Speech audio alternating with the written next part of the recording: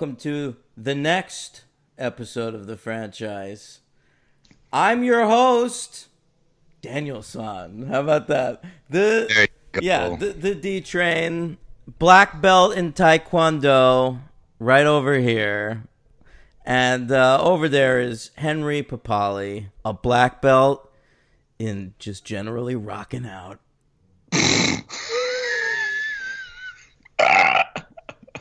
Nice improv, pal. That was good. That's me. The black belt of rock and roll. Baby. That's right. Yeah, 105.9. The Hawk. Hawk. Ooh. Oh, well, we're going to talk about Hawks today. So that's Hank over here. Hank the Hawk. Actually, Hawk of Hawk and Dove is called Hank. So there you go. The DC characters? Yeah. How do you know that? Are they in Titans? You're watching? Okay, yeah. Yeah. I know you're watching. Never that thought I'd show. know or care about Hawk and Dove, but they're excellent characters, at least the way they're conceived of in that show. Jesus, this guy going to bat for Titans week after week now. You know, Jeff Johns had something to do with it. He's kind of canceled these days. Oh, is he? What did he do? I don't know, some women stuff. All right. Oh, God. These fucking guys. Keep it in your pants. I don't think it was anything like that. Like, I think it remained in his pants. He was just, yeah, he was kind of a weirdo. All right. All right, anyway, welcome to episode 274, part 2 of the Karate Kid coverage. That's right. Part 2 of 3. This is the middle chapter. Correct. The darkest episode, usually, of the trilogy. Right, which can either be the best episode of this trilogy or, you know, can sag a little. We'll see what happens. But it's never the worst. I think you can agree with that. Well, that's not even true. Prequels, the second one's the worst. Ooh. Yeah. Yeah. Yeah. Oh, of course. He says prequel, and we all know what he means. Star Wars. Yeah. Well, you know, that's interesting. Because it used to be we'd be able to say the trilogy, right? And you know we're referring to Star Wars. Then Lord of the Rings happened. You can't do that anymore. Oh, please. Is that true? Well, that's what Kevin Smith said in Clerks 2, and I believe it. That's so fucking sad. I got to be honest with you. It's got nothing to do with my liking or not liking the Lord of the Rings. I've never had that thought. But I just think there are so many trilogies at this point that if someone said the trilogy, your brain wouldn't immediately go to Star Wars. That said, when I said the prequels, your brain immediately went to Star Wars. Do you think anything will ever happen that will replace that? I don't think so. It's been 22 years. I mean, it's almost a quarter of a century, and I'm still associating it with that movie. You do raise a good point, though. When you say trilogy, I don't immediately think of Star Wars, but I don't think of I don't think of anything really. I just think there's so many trilogies. I wouldn't know what you're talking about, but the word prequel, yeah, that stuck for me at least personally. I think of The Matrix when I think of trilogy. No, you don't. Yeah, I do a little bit. Yeah, of course. Yeah, now there's gonna be a fourth by one of those ladies. I think of John Wick. Well, there's going to be a million John Wicks. That is one of the best trilogies we've covered. John Wick? Solid. I disagree. 1, 2, and 3. The best trilogy we've covered is Back to the Future. I can't argue that. Yeah. But I said it's one of the best. Every installment is solid. Yeah, but none of them are spectacular. Those are fun fucking well They're done. All right. They're all right. I'll take Odenkirk on a bus. No. Come on. I will. I won't. Well, you're entitled to your opinion, Henry. I like nobody. Yeah. Hey, we're talking Karate Kid today. Still. It's part 3 and next. All right? From 1989 and 1994. So let's dive in because we're talking about two wild movies. Two crazy rides, baby. Two movies that off the bat, I'll say no matter what the rating ends up being at the show for me, their heart is in the right place. All the Karate Kid movies, heart. Yeah, right. Place. Like it's hard for me to like. I have some questions about the heart in the fourth one. I have a lot of questions about both of them, but like, it's hard to totally trash these movies because they're not made. I mean, they're just. I feel like there's potential. I mean, I don't know. We'll get into it. All right. Potential. They're not hateable movies. They're just. I think they're hateable. Like I think they're hateable in as much as I've met lots of people that hate both of these movies. Oh, that is for sure. I've never saw the Hilary Swank one for sure. So. Oh my God, I was having like flashbacks watching that Hilary Swank one because Really? I saw it one time in theaters. My dad took me when I was 8 years old, and like and that was the only time I ever saw it. Yeah. Like wow. in theaters. So like I'm watching it, and like every so often something would happen where it would be like I'd get like a charge. Like 8-year-old me liked that. That's funny. Yeah. Like when Miyagi walked in on Swank and we saw her in her bra. Yeah. You know, like as an adult, I'm like, that's just a kid and like a training bra. But sure. I remembered 8-year-old me was like, oh my God, a girl in her bra. You know? And like, no matter what, all I could think of was her on a roof. Like when I thought of that movie, I was like, I feel like she's on a roof a lot in that movie. Wow. And she totally was. Oh, yeah. Yeah. Interesting. And I had no recollection, even though I was thinking about this last night. There's no way on earth that I did not see Karate Kid 3 in the theaters. This just wouldn't have happened that I wouldn't have seen that. I was 11. But I had zero recollection. I didn't even have like flashbacks like you. Like it was a totally brand new experience for me. So this one I remembered in its entirety. I watched this movie a ton as a kid. Oh wow, yeah. Proving again that when I was a kid, really, just the first movie was, I guess, the one I rented over and over again. 1 and 3 were the ones, you know. And this, just because like I said last week, 2 was more Miyagi centric, and I was a kid. Like I wanted to see kid shit, and you know, 3's got a lot of like silly bullshit in it. Yeah. And so I liked that. And it has probably more karate per capita than the first 2. Can't say that for the fourth one. You definitely can't. There's barely fucking any.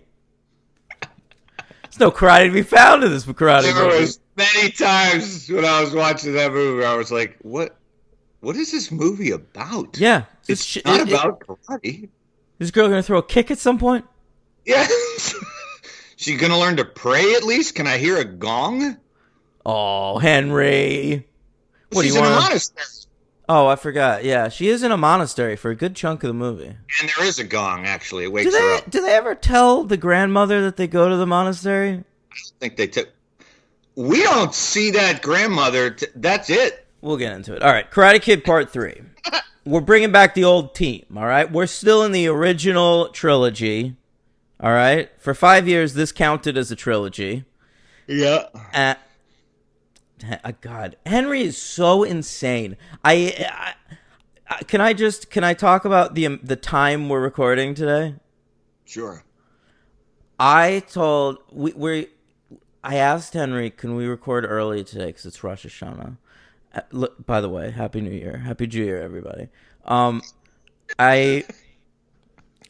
I know, but it's 11:30 a.m. That's like midday. Doesn't matter. I'm tired. I don't sleep. I didn't sleep well. I didn't sleep well either. All right, H-Dog. They're all back. John G. Avildsen. Yeah. All right. I was surprised at that. I kept forgetting he was still with us. He's the director of the film. Yeah. Yeah.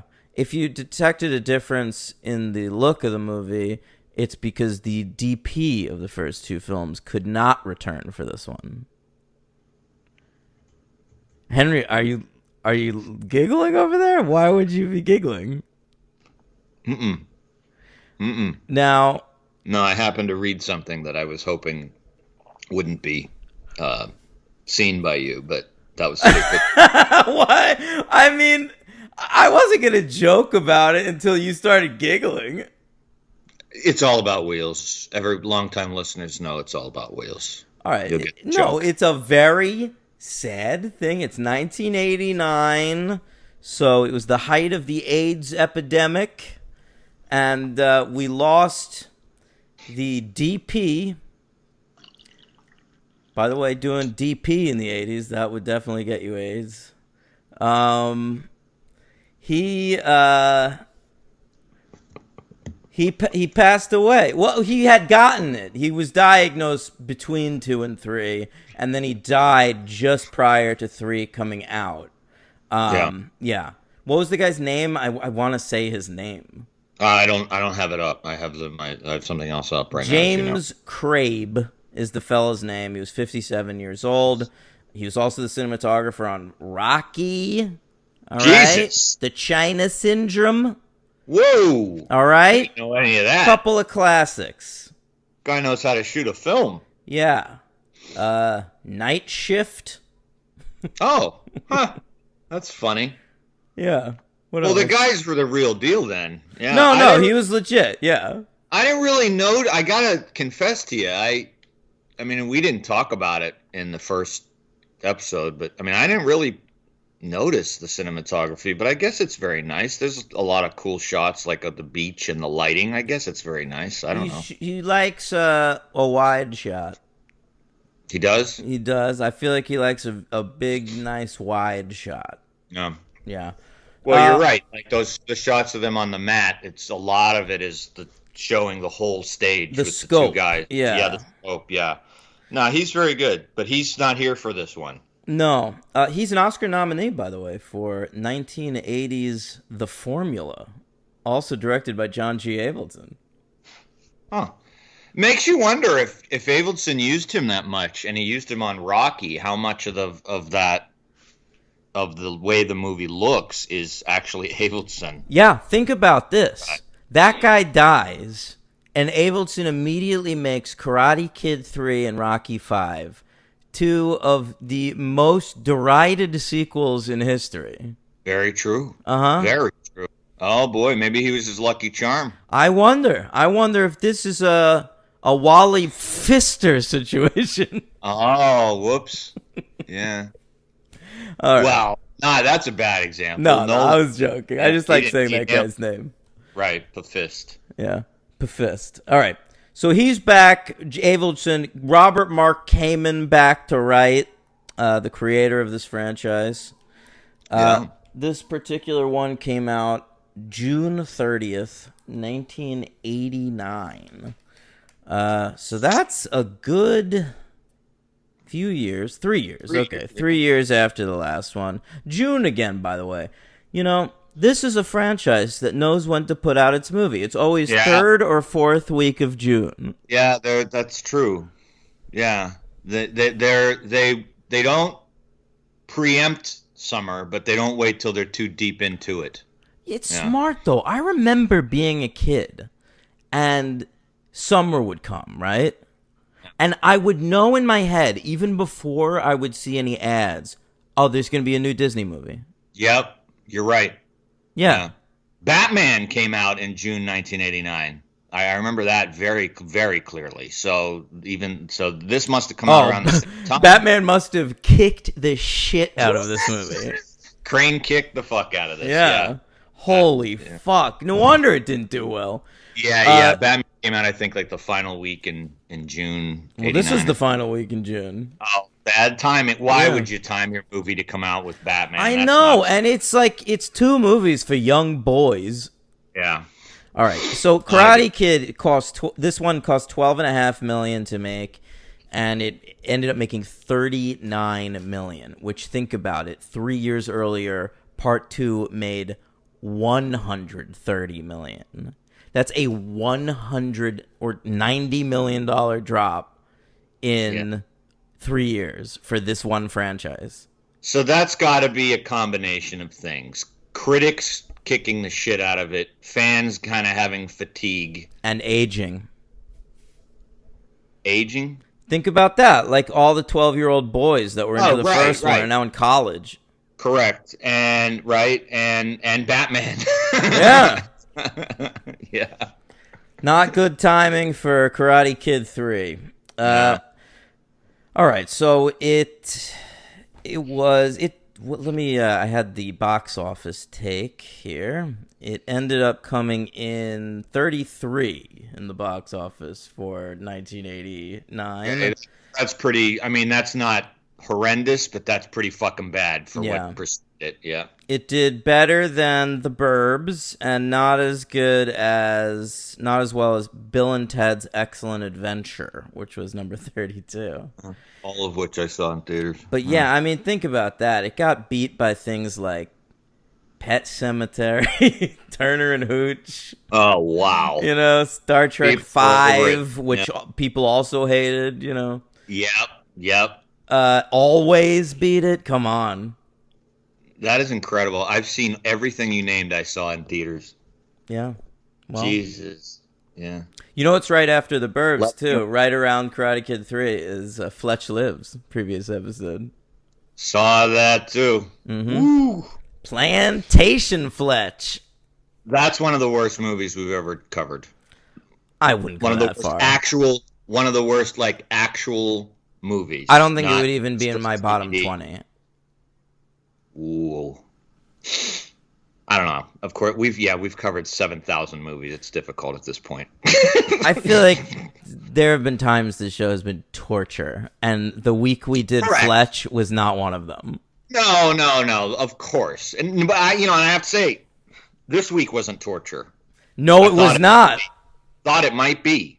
No, I was a little worried about. Karate Kid 3 is fun as fuck, man. Yeah, I wasn't worried about 3. I knew all the shit that people said about it, but I wasn't worried. I was worried about Hilary Swank. Yeah, but you know what? Even that, like Next Karate Kid, if nothing else, it's interesting as a historical artifact of this weird early movie by a 2-time Oscar winner. Yeah, I agree. I totally agree. I couldn't take my eyes off her. I thought she was very good.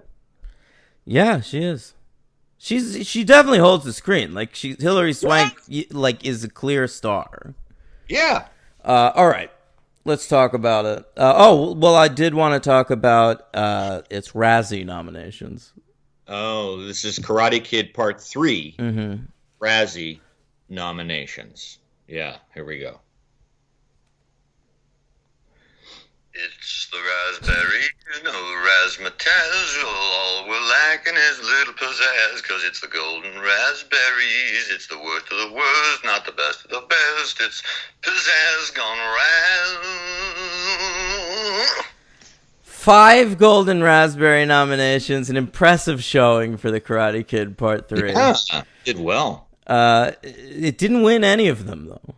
I saw that. Yeah, what was it up for? Worst Picture, it lost to Star Trek V, The Final Frontier. Worst Actor, Ralph Macchio. He lost to William Shatner for the same movie. Noriyuki, Pat Morita, was nominated for Worst Supporting Actor, which I gotta say, Razzies. Of all the things, what are you doing? You couldn't find 5 horrible actors in a movie in 1989? Yeah, you had to nominate Pat Morita? That's just meanness. All right. None of these nominations are warranted, I agree. To be fair. I agree.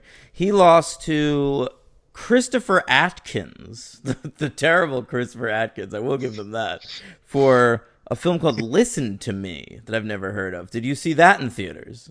Did not. I'm not sure if I know what that is. All right. Is that a DJ? Oh, no. It's about a group of college debaters. It's a college debate team drama. Sounds great. And looks like... Oh, top 2 stars, Henry. Listen to this. Kirk Cameron and Jamie Gertz. Wow. Does it get better? Born-again Christian and a girl we never heard of again. What are you talking about? Jamie Gertz? Do you know what Jamie Gertz is doing now? All right, she did her time in the 90s acting, all right? She was in the great film Jersey Girl, not the Kevin Smith movie.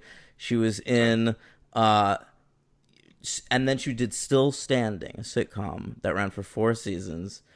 Okay. That was like a fat guy, hot wife sitcom. Mark Addy from the Full Monty played the fat guy. She was the hot wife, okay? Then, curveball, Henry. Jamie Gertz marries one of the 20 richest men in the world. And yeah, she retires from acting, and now she's in public life, I would say. Huh. Good for her, all right. You see her at fundraisers and things. Let me see. Who's this guy she's married to? Gertz has been married. Oh, they've been married since 1989, by the way. Tony Ressler is the guy. He's a billionaire private equity investor and chief executive based in Beverly Hills. He owns the Atlanta Hawks. Wow, Dominique Wilkins. Yeah, he bought them for $730 million. No big deal. No big deal. All right, so that's what Jamie Gertz is up to. I will confess to you that I've had this thing that probably has been going on as long as I've been alive, that every time somebody says Jamie Gertz, which is, let's face it, not very often, I immediately think they mean Phoebe Cates. Well, Phoebe Cates is doing fine, too. She's married to Klein. Right. But I immediately think of Phoebe Cates. But it's, Jamie Gertz. Yeah, the great Jamie Gertz. The Gertz. Yeah. All right, so Christopher Atkins, that listened to me. By the way, the debate instructor in that movie, Roy Scheider. Oh, all right. All right, Avildsen nominated for Worst Director. He lost to William Shatner, who directed that Star Trek movie. And Screenplay nominated for Worst Screenplay, and lost to Eddie Murphy's Harlem Nights, which is which I would say is a good screenplay. Yeah, I have to see it again. It's been a long time. Yeah. Mm-hmm. All right, now let's talk about The Karate Kid Part 3. It's a very strange setup, I would say. Yes, I would agree with that. Yeah. All right, so we start with, of course, previously on The Karate Kid. It's largely about the first movie, the previously. We don't spend a lot of time on the second one. No, that's true. And it's really because this one's a direct sequel to the first one. The only thing in the second one this movie really references is that opening shit with Kreese punching the windows of the car and his knuckles getting bloody. Yeah, and that's to set up that we're about to watch him walking down the street all broken. Yeah. We do reference... Oh, right, yeah. He's destitute at the beginning of this film. Yes. We reference Kumiko, the love interest from the second movie. How do we reference that? Well... right. The mom, Daniel's mom says, "Oh, when's Kumiko getting in?" And he says, "Well, she's not coming. She got a job in a dance company," which is very nice for her because we know that she had dreams and aspirations of being a ballet dancer. Of an Oban dancer, that's right. Yeah, that's right. She was an Oban dancer, but she wanted to be a ballet dancer. Don't you remember? She watched that video in the storefront window. Oh, okay. Yeah, I remember. I just didn't remember it was ballet. Okay. Yeah, and Daniel was like, they got ballet schools in California. Maybe you want to come to California. Daniel not able to keep the beautiful women that he gets. Women or girls? Yeah. Because do you want to talk about the love interest in this movie? Oh, in part 3, yeah, sure. But I mean, in part 1 and 2, he can't seem to keep them for longer than a month. It's true. His love life goes through quite a bit of turmoil because in this movie, part 3, it culminates in the All Valley tournament, which was the end of part 1, and it's the next one. Right. So. Right. We're told exactly 1 year has passed. So much has happened in terms of Daniel LaRusso's love life. must be a fucking therapist's dream. I mean, to have Elizabeth Shue, and then what was her name? Tamison something. What? Kumiko. Yeah, I'm thinking of her act. I was trying to remember the actress's name, but yeah, and they both. I have a theory. Oh, I'd love to hear it. Yeah, I think you might agree.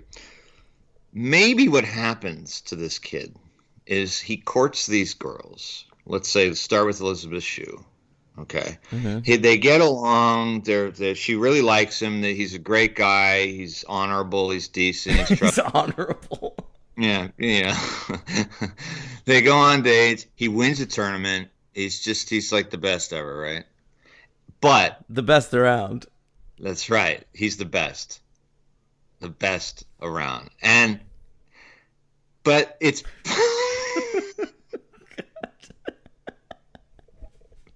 sorry. You're telegraphing that sweep kick, Danny. Yeah. I don't even know that I could find it. Oh no, I did it. All right. Let's go. So I'm going to assume that him and Elizabeth Shue, and him and Kumiko, in the times that we've seen them, have not consummated their relationship. And hear me out. What happens is, once he does consummate after the big victories, and he saved Kumiko's life, really, and he went in with Elizabeth Shue, he wins the tournament, maybe he's just really bad in bed. This is your theory. So after the All Valley tournament, like, I can't be with this guy. I really love him. He's a sweet guy, but holy shit. What other explanation? You know, it's not a bad theory considering Shue dumped him at prom. Fucking hell, dude. Yeah. Like, it's over like that? Well, I don't know. Because if you finish really quickly, that's a different thing. I feel like a woman that can convince herself that, well, it's the first time, he'll last longer next time. It could be something that Daniel's doing that's weird. All right? And we don't know. Yeah. Maybe he needs to like be in crane position, and they just can't. They don't want to deal with that. You know, something happens in the bedroom where these two women are just like, I'm done. This is fucking ridiculous. I mean, something is clearly wrong with this guy. Yeah. He loses 2 in the span of a year. Immediately. That he's had life-changing experiences with. Both women were fully in love with him. That's my point. Yeah. There's no explanation for this. Something broke that spell. Correct. And I'm just, hypothesizing here. It's not bad. All right, so he has really bad BO. I mean, but they would detect that early on, right? Women don't like to mention that. Yeah, but nobody. But why would they hang out with him for so long and fall in love with him if he always had bad BO? It has to be something that developed suddenly. Yeah. That we're not privy to. And since we only really don't see Daniel in the bathroom and in the bedroom, it's got to be maybe a combination of the two. Maybe he likes to piss on girls. Yeah. That's a hard thing to break to girls. I know. All right. All right, so anyway, that's it. All right. So let's start this movie. The beginning of the movie, it takes a long time to even check in with Daniel and Miyagi. This is the Kreese show. Yes. All right? Yeah. And part of that is that we're not going to have this actor for long, which is weird because the whole movie is built around his revenge scheme to take down Miyagi. All right? So Martin Kove is back. He was committed to another movie at the time called Hard Time on Planet Earth. Do you know that movie? I feel like I've heard of it. Until I read about it here, yeah. Let me look it up, actually. Here it is. Oh, it's actually a TV show. It's a TV show, yeah. Oh, he's an alien on Earth, and looks like he has a robot parole officer. That's what's going on in that show. All right. So Martin Kove himself is clearly having a hard time on planet Earth. Yeah. In a show like that. He was probably pissed off that he couldn't commit to part 3. So I would think so. How many seasons do you think that show ran? 1. You're right. No, all right. Thank you. Yeah, I just wanted to see if you get that. Yeah. Okay, so Martin Kove is back as Kreese, and he's running around all over this movie. All right, but only at the very beginning. Yeah. And he's depressed. We see him sort of poor. He's lost control of the Cobra Kai organization. All of the karate schools have closed. We see a news report about him where they say he's lost all of his students. Every single one of them. Yeah. All right. Yeah, the news. You know, it was the one news, thing. Actually. Well, they covered the All Valley tournament. Right. It says like unknown Miyagi takes down Cobra Kai. Yeah, it's not Tom Brokaw. It didn't make the country national news. No, it's local news, but still. Cobra Kai is repeatedly taken down. Breaking news. Cobra Kai. Miyagi-Do. Miyagi-Do. This just in. Bush elected. Cobra Kai loses money. Cobra Kai. All right. Oh, boy. All right. Dukakis loses. Something I found very interesting during that news report is it's revealed that Kreese's first name is Johnny. True. Yeah. But Johnny Lawrence's name is Johnny. So is that supposed to be... Johnny's not even in this movie. But are we trying to like do some sort of a link between them where like he could have turned into that? I don't know. Like, why would they name him the same thing as the character from the first movie? I don't know, but he goes by John, but I guess his buddy that he calls him Johnny, right? Terry Silver? Yeah, consistently. Yeah, Terry Silver, let's talk about that. So apparently in the original script, it was just Kreese getting revenge on Miyagi and Daniel. But in this movie, because they didn't have the actor Kove, they have him at the beginning of the movie. He like shows up at this mansion, right? Mm-hmm. And like a doorman, hello? and he goes, let me talk to the boss. And I think as an audience, you're supposed to be like, this guy has a boss? I thought he was the big boss. Definitely. Yeah. Definitely. So, yeah, right. All right. So, sure. So he goes up into like a fucking sauna or whatever it is and meets his old friend, Terry Silver. They were in that weird elite squad in Vietnam together. Yeah, which was fun to look up Terry Silver's date of birth because he would have been 10 years old when Martin Kove's character saw action. It's unbelievable. I mean, let's talk about it. Like, okay, so Terry Silver, who I assume is a Jew, last name Silver. Never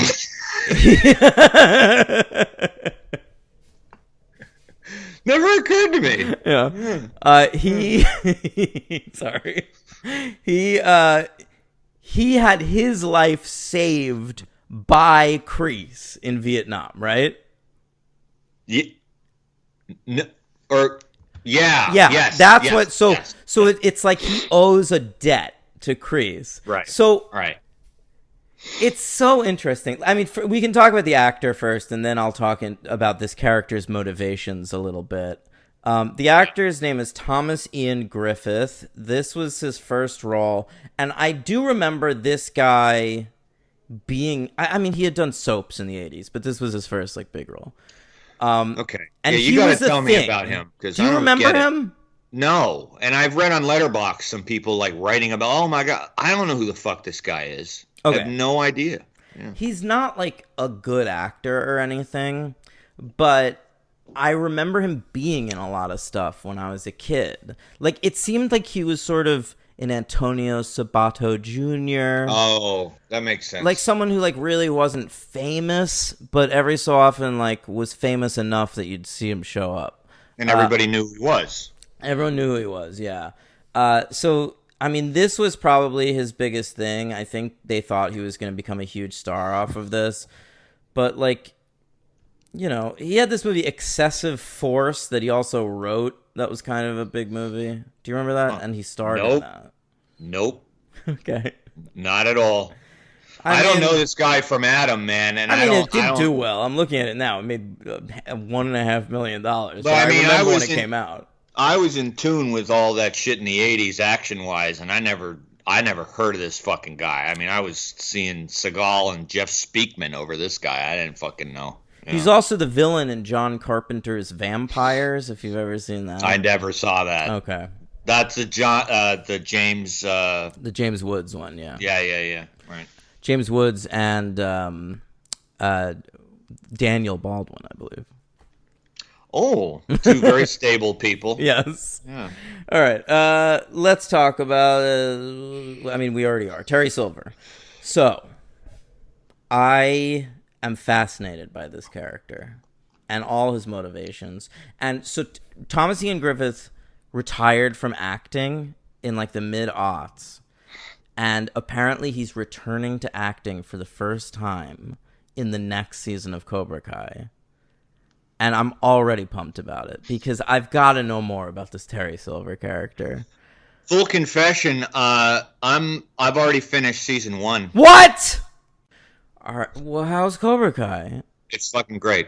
So what happened was when I finished Karate Kid Part 3, I figured, well, I'm done with what I need to see to start Cobra Kai, and I figured I don't want to wait till the last second to watch, before we record, and I was just like, let me just fucking watch it, because now I'm in Karate, just like you, I'm in Karate Kid mode. I want to see what this is finally about, and it's.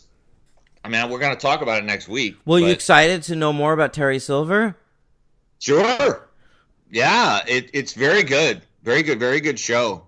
Right. Is William Zabka the best part? Yeah. Oh, hell yeah!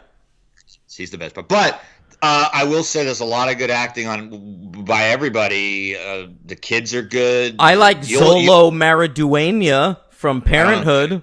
Well, you'll love it because it's very high school oriented. You get a lot of teen stuff going on there. But Zabka and Macchio are in it a lot, and It's very good. I think it's very good, and I imagine the Terry Silver, because I mean we talked about it last week, right? And a lot of these people are coming back. A lot of the women, they got to get Swank on there. Yeah, I don't. I mean, that hasn't happened. She's not going to do that. Why not? I don't know. What's she doing now? No, I don't even. But isn't this show purposely sort of just focusing on the first 3 Karate Kid movies, acting like the fourth? I think it takes place in the universe of the Karate Kid, and since Daniel and Johnny are the 2 characters they're pulling in it, you're not really seeing anything from the 4th movie because neither of them are in it. Right. But I really think they could conceivably bring Swank in, and Daniel could know of her as the person that Miyagi trained after him. That's true. Yeah. I mean, that's not going to happen, I don't think. Do it, Swank! God damn it! All right. Terry Silver. His life was saved by Kreese. Now, Kreese comes to him and tells him the story of the first 2 movies, okay? Right. And think about the story. Think about your friend telling you this story. All right? So you were in Vietnam. Now, I understand he's an evildoer. He dumps toxic waste in the oceans or whatever. It is very, very evident that this is an evil man who does evil things in personal, private, and public affairs. Yeah, the first hint you get of that is somebody brings him, while he's talking to Kreese, somebody brings him a clipboard for him to sign, and he just goes, "Oh, the plutonium deal?" And then he goes back to the conversation with Kreese, and it's "Oh, the plutonium deal, that doesn't sound good." No. Evil. Yeah. So Thomas Ian Griffith, Terry Silver, here's the story, which is basically, I devoted my entire karate school to taking out a 16-year-old boy that slightly embarrassed one of my students. And it backfired. Very true. And he won. It made me look like an asshole. I attempted to fight the dojo leader in the parking lot in front of everybody. I got 2 punches in.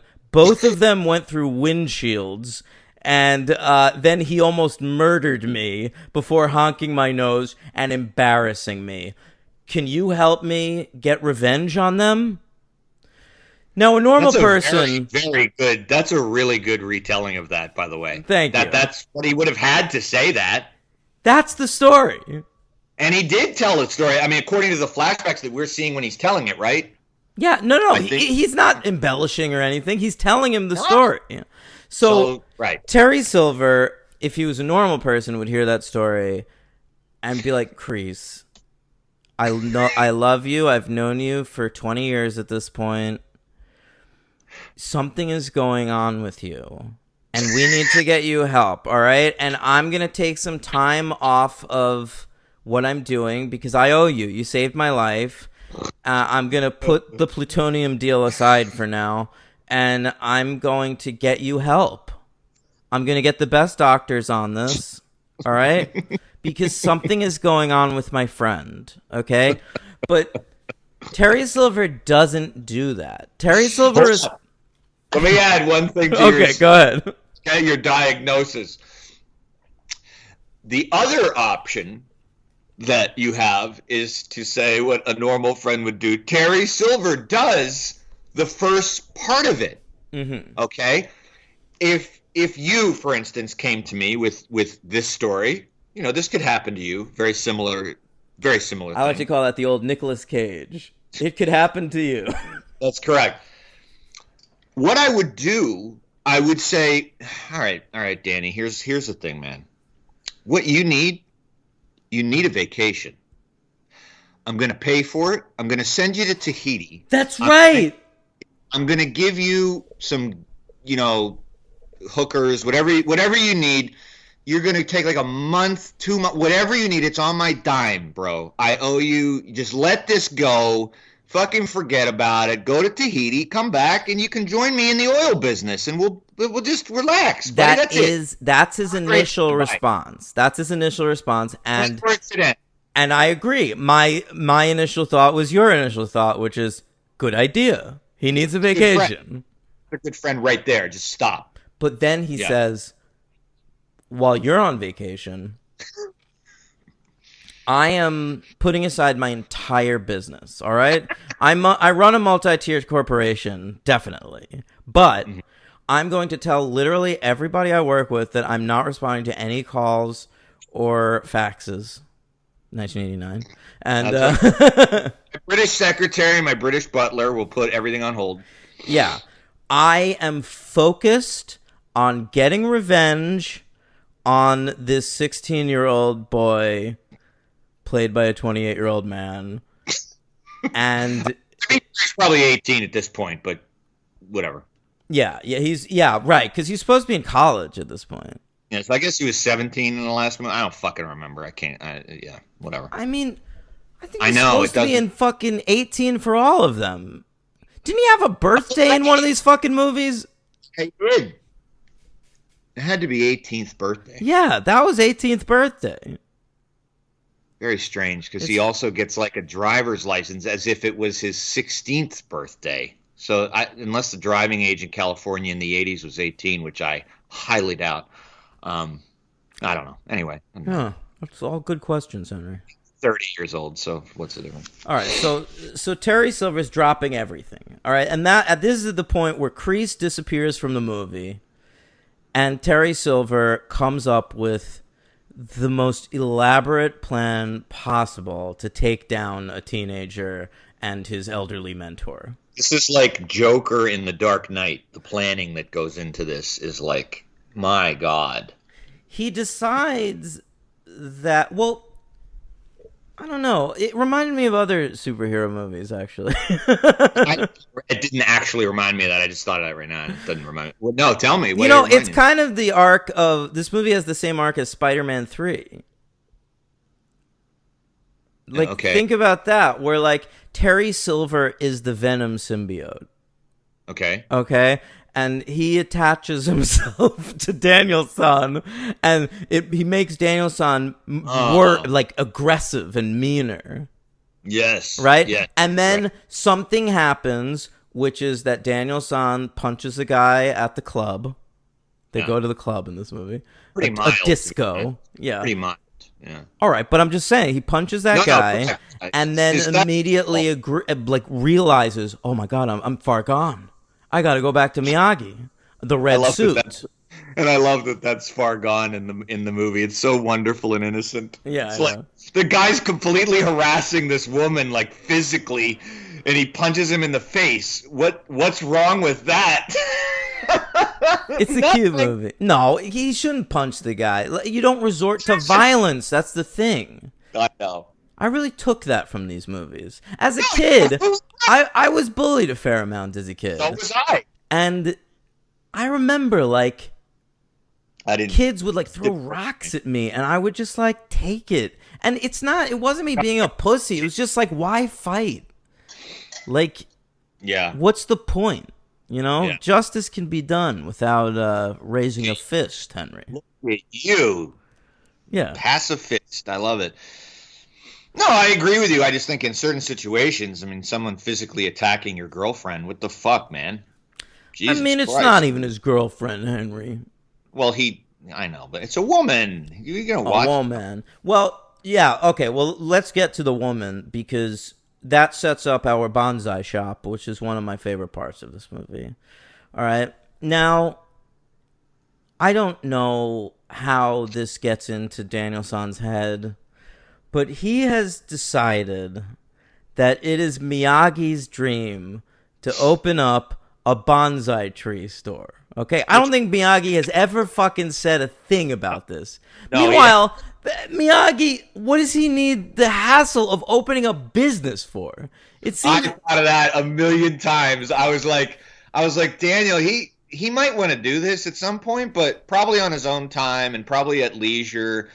He's fine. He could probably do it out of his home. you're doesn't right. Yeah. Why does he need to rent a He- storefront? Buy an Amtrak Like Daniel says, he already has the stock. It's not like he has to, like, order anything. and the land. He's got the property. Why would you rent some shitheel fucking place? Well, why would you even have I mean, I understand he doesn't have money in this movie, right? It sets up very weirdly at the beginning of this movie that he has bought a house for Yukie, right? Yeah, it's odd because at the end of 2, it's more than implied. That Sato is the one that helps refurbish the village and stops being evil and helps everybody have a home and helps them make a living. But I think Miyagi, to make it up to Yuki, because she spent all those sexless years waiting for him while he was all fucking in Japanese internment camps and shit, like, you know, he bought her a house. He spent a lot of his money on it. Now he's a little worse for the wear. He's back at home struggling a little bit. Daniel-san's like, well, I've got an idea. We'll open up a shop called Mr. Miyagi's Little Trees. terrible fucking name. Horrible. Horrible. Right. Yeah. By the way, I don't. You, if he was you need to have the name. Yeah, you have to have the word bonsai in the name of the store, I would think. right, because if you and I, Just call it Bonsai by Miyagi. There you go. There you go. The cottage. Look, bonsai trees are cool. I'd buy a bonsai tree. So if I'm You would looking not. I totally would. So if I'm looking to buy one, it's 1989. What am I going to do? I'm going to look in the yellow pages. I'm going to say, but I'm not going to find it because even when I land on Mr. Miyagi's Little Trees, I'm going to be like, no, that's not what I'm looking for. I'm not looking for a little tree. I'm looking for a bonsai tree. I would think it's a weed front. That's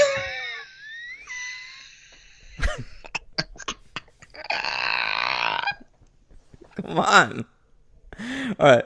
So yes, it's radical, man. It's 1989.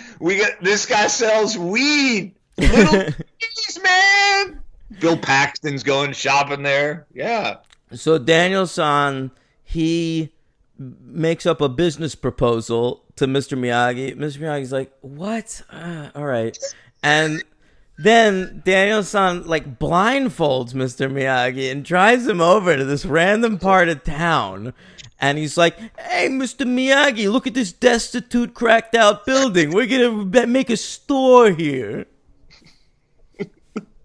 Right? And they do.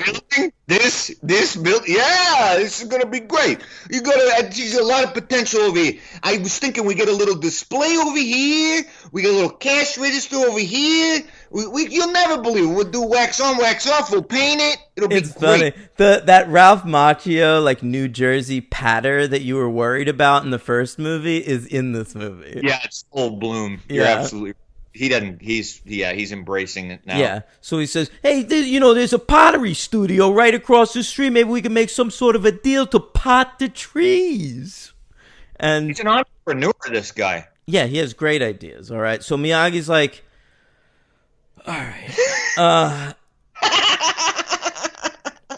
head across the street.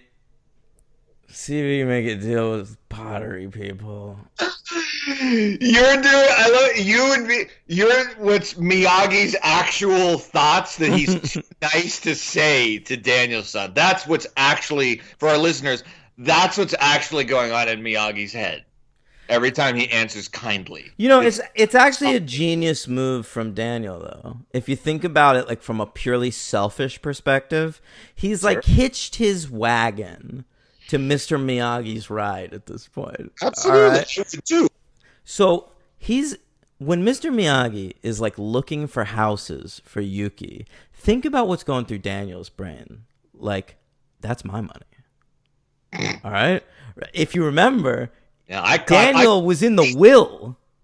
Yeah, you're right. You're right. So and he chopped ice blocks. He didn't see a dime of that. Remember in 2, he chopped some ice blocks. No, he got money from that. Yeah, Daniel got that money. He got paid for that? Yeah, Daniel replaced his college tuition, which you'll remember he threw away for a trip to Japan.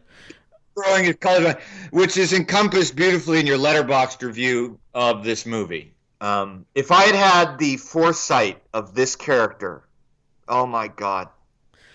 Yeah, what did I? He was ahead of his time in his utter disdain for higher education. Yeah, it really is true because the second movie, he's like, well, I don't got to start college right away, Mr. Miyagi. Let me go to Japan with you. And he goes and gets that money back miraculously by chopping ice. All right? Correct. All right. He beats that kid that we didn't like. What was his name? Chosen. Very good. And now it's the third movie, and it's time to go to college. It was literally like he got into a college, and it was supposed to be his first day. You remember? Like, he got home from school. Miyagi's like, how first day college? Yeah. And and Daniel's like, I didn't go, Mr. Miyagi. I rent out some burnt-out hole. Your Macchio impression's great. It's like starting to sound like Travolta and Welcome Back, Kotter. I guess that's what I'm doing. Hey, kid, I don't have a seat over here. Where's my seat? Hey, yo, I can't see over there. Kid's head. Mr. Got there. All right. Dynamite! Is that from that? No, that's Jimmy Walker. Right, Jimmy J.J. Walker, of course. Now, all right, so he goes across the street to the pottery studio where he meets a lovely young woman. Here we go. What's her name? Oh, okay. I had to ask you about this. Her name is Jessica Andrews. Is that not Spider-Woman? Jessica Drew. You're close. Ooh. And Jennifer, and She-Hulk is close to that too, isn't it? That's Jessica Walters. Jesus Christ! Mm-hmm. They're just missing it. Okay. Yeah. All right. I thought there was Andrews. All right. Anyway, yeah. So I didn't know. I got to tell you, when I read about this actress, they fucking fooled me. Oh, you mean her age? I didn't think that. Yeah. Great. So they cast this actress. She was supposed to be the love interest of Daniel. And they cast Robin Lively, who was 16 years old at the time. And like they tried to get somebody else, right? I don't know. Because that was the point. When they realized they could only get her, then they had to change It's the not story. like they could only get her. I think they wanted her and didn't realize she was that young. And so then they had to like rewrite her part in the script because they decided they wanted to keep her in the movie. And so it turned into this thing where like she was in a long distance relationship with a boyfriend and she just was going to be friends with Daniel. So but like all that screen time we spend with them, I'm like, why am I'm not invested in Daniel befriending some girl. Me neither. It was a total letdown. Yeah. Robin Lively, you know, her younger sister. Blake? Miss Blake Lively, yeah. Really? Yeah. I mean, what other Lively do I know? Oh, that's cool. Wow. Yeah, right. Blake Lively's dad has like a bunch of kids of disparate ages. Oh, okay. Yeah. All right. So Robin Lively was Blake's older sister. She's primarily known from the cable classic Teen Witch. Okay. Yeah. I don't know her at all. Did you ever watch Teen Witch as a kid? Did you ever watch Wildcats? Goldie Hawn? She's one of the Wildcats, and she's in that. Oh, yeah, I loved Wildcats. Well, she's not one of the Wildcats, right? The Wildcats are men. Oh, I haven't seen that movie in 30 years. I don't remember. Anyway, that's a good movie. Yeah. All right. So, things are going fine for Daniel as far as these things go. Oh, Henry, I wasn't done with my Daniel selfishness rant. Yeah, go ahead. Okay. Think about Daniel. He's losing all this Miyagi money to Yuki. Okay? Right.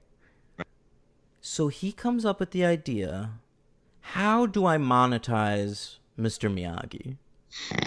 Okay? Yeah. He's a little hustler.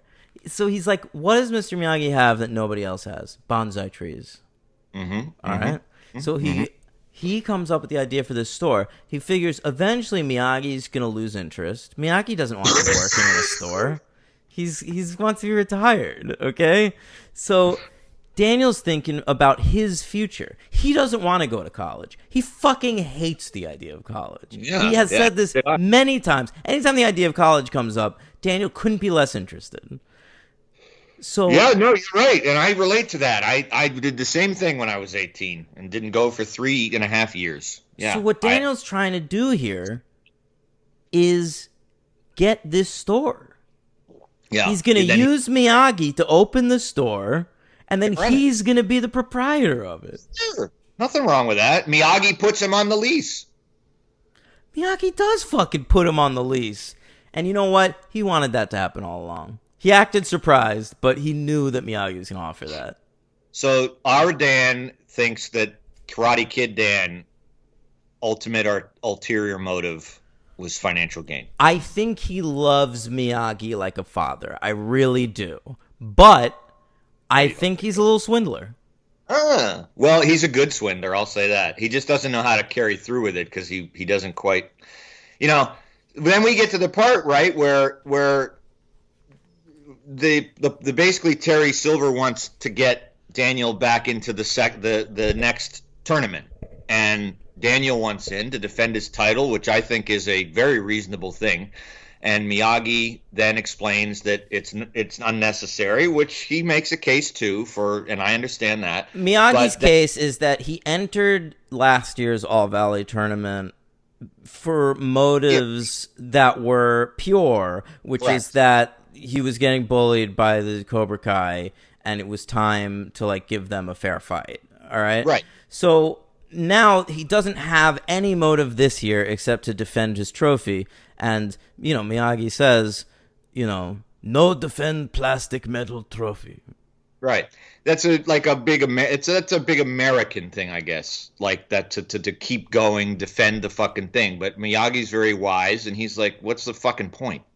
They've also added a new thing in the tournament this year where the defending champion only has to fight in the fucking finals. I thought that was nuts. That was really funny that you brought that up. I thought that was I think they could have done more with that. They do at the end, of course, but I thought that's an interesting thing, but that makes no fucking sense. No, Also, I as a think defending champion, wouldn't you want to go through and get warmed up and fight some people before you just fucking walk off no, cold? I would think it's the champion's advantage to only have to prepare for that last fight, but I just think that why would the tournament want that? That's like so much less interesting to from the beginning know one of the people that's going to be in the finals. And when Daniel inevitably wins the tournament, which he does, like the announcer of the karate tournament goes like, the first ever 2-time winner of the All Valley tournament. And I was like, yeah, duh, prepare for a lot of those now that this rule change happened. And the sudden death rule. I don't even remember that there was a sudden death thing.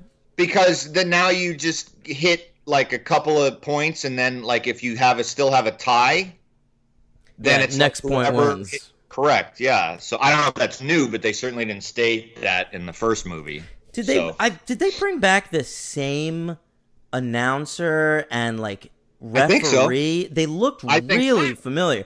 And the referee, he's an actual karate guy, right? I think he's an actual karate guy. It's a different announcer. Okay, because the announcer guy in the first movie is the director of Hard to Kill. Really? Yeah. It's like really weird. He's in the second one too, in that like opening scene. And I don't even remember the guy's name, but he directed the movie Hard to Kill with Steven Seagal. That's the best Seagal movie. No, it is not. Yes, it is. Hard to Kill. It is. It's the best one. It's not as good as Under Siege. It is not as good as Out for Justice. Oh, it's better than Out for Justice. I disagree. I meant that trilogy of the 80s and early 90s of his. I didn't mean Under Siege, but I think Above the Law is better. I think Hard to Kill is the best. Fucking Bruce Malmuth is this guy's name, by the way. He also directed Night Hawks with Sylvester Stallone. Yeah, still on my list, man. Well, not anymore. I don't care. All right, but that guy, he's in the first two movies. He's not in this one. But they got that same mustache guy to be the ref. Correct. Okay. Continue. Well, I mean, so Terry Silver says he wants Daniel-san to compete. And since Daniel-san wants to compete, he goes with Terry Silver. Terry Silver presents himself as Kreese's friend, but he says that he wants to apologize on behalf of the Cobra Kai dojos to Mr. Miyagi and Daniel for Kreese's behavior during last year's All Valley tournament. And furthermore, Kreese is dead. Yeah. Now, what did you think about that scene? Because I actually thought Terry Silver was... What's this fucking actor's name? Thomas Ian Griffith. Okay, Griffith was pretty convincing in that. I think he played a good guy in that one scene. But do you think, because the movie's not good enough to let you in on anything, so you have to deduce these things yourself. Does Miyagi know this is bullshit? Because he certainly doesn't seem like... I don't think Miyagi knows this is bullshit at all. Yeah, he doesn't think so. No, they both believe Terry at first, which is why I think Miyagi would have objected more strongly to Daniel training with Terry. Like, he's clearly not happy with it because he doesn't want Daniel in the tournament and he wants to be, like, the source of Daniel's karate. But, like, if he understood what a charlatan Terry was, I think, like, right away, Miyagi would have pulled Daniel aside and been like, these guys not good. You're right. Yeah. You're right. Yeah. Good point. Yeah. So they harass Daniel to the point of ridiculous. I mean, that's when the movie definitely they hit his lady friend. I mean, they kicked this woman in the fucking chest, and it's not Terry. Terry hires this dude, right. Mike Barnes. Yeah, the actor's name is Sean Cannon. He's my LVP, by the way. What? He's my LVP. I kind of liked him. He is bad, but like he's just this like angry karate nerd that no dimensions whatsoever. No, of course not. Silver contacts him and That's the even more insane thing about this movie, is that this is a Kreese revenge story. And now Kreese has hired Terry Silver to do his revenge for him. And Right. Terry Silver further hires this guy Barnes because he can't compete in the All Valley tournament because he's not like a teenager. Yeah, you're right. So like You're right. it's like revenge by proxy twice removed. Yeah. You imagine Silver on the phone to Tahiti explaining how it's going in depth. No, it's good, bro. I'm getting revenge. I got my goons to hire another guy, and my other guy is going to harass Daniel to the point where the police are going to get involved. We're going to almost kill him by dropping a rope off a cliff, and his girlfriend commit a double homicide. You don't know the kid, but he's called Bad Boy Barnes. He's going to be really good. And then Kreese on the other line just being like, wait, who? I thought you were going to handle it. Yeah. Yeah, I mean, that's what he said. Don't worry, I got it. But then, like, Kreese comes back at the end of the movie, and Kreese is like, by the way, this went perfectly according to plan. You nailed it. So, he's not exactly worried. No, he's not. But this movie lost me a lot. When the bonsai shop gets wrecked and the girl gets kicked in the chest, and then Daniel goes to the cops and the cops fucking dismiss it. I mean, it's an assault, it's vandalism. And then I mean, I'm like, what world are we in? This isn't the world of even the second movie. This isn't even the world of that. Like, this is now total full-blown cartoon. That was hinted at with Terry Silver's character. Not hinted at. It's fucking right there. He's ridiculous character. But then we're like, the whole reality is ridiculous. And then they go rock climbing down this giant mountain to get this bonsai tree. Miyagi has planted this bonsai tree from Okinawa on the side of a cliff. Those are actually the best shots in the movie. Yeah, they look good. They look like they're actually, well, they don't look like they're actually climbing. So when they zoom in, they got a beautiful green screen. But there's a helicopter shot of Miyagi and Daniel climbing later in the movie. Correct. That is absolutely them. Yeah. No, that's good. Yeah, I meant him. No, I got you. Maybe Robin Lively. She's 16. They didn't want to throw a 16-year-old on the side of a cliff. So these fucking assholes. And I mean, at a certain point, I mean, honestly, dude, just sign the fucking paper to compete in the tournament. I mean, what? Come on. And if you really don't want to do it, just sign the paper and then don't go. He does. He fucking signs the paper ultimately. Under threat of death. And Terry trains him, and trains him how to be aggressive and go for the kill and all that shit. I think those were decent scenes. Yeah. Because you get to see Makio like being slightly turned. He's just so tall. Like, Makio looks like a man in this movie.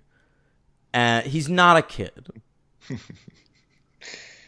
Yeah, I mean, it's distracting more than the first two. So stunted though that I still he's could buy it. He's got a baby face, but it looks like he needs to shave every day, and it looks like, and he's tall. Sure. He's like twice the size of Miyagi in this movie. He gained weight, that's for sure. Yeah. He's been eating a little bit, yeah. You can definitely tell that. Yeah. But not really a crane kick anymore, more like a pelican or something.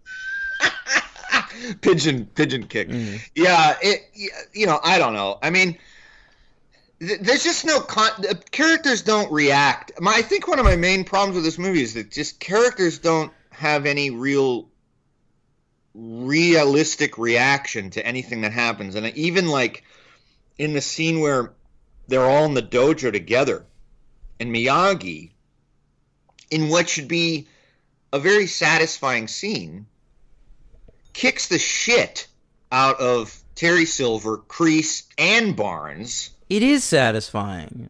Well, it's satisfying, but I feel like in the first movie, if that had happened, you might get one of the characters, even privately, not to Miyagi, but privately, acknowledging like, holy fuck, we're out of this guy's league. Like he's on a whole other level. Like I wanted a line like that. The whole honor thing, like it harkens back to the first movie. The Cobra Kai guys don't have honor. I know that, but when it harkens back to the first movie, and I wanted when Bobby hurts Daniel and he runs over to him and he says, "I'm so sorry, Daniel. I didn't mean to do it. I'm so sorry. I'm so sorry." And we don't get like any of that. Those guys all fired Kreese as he doesn't have students anymore, all right? All he's got is this sociopath he went to Nam with and this maniac that guy hired.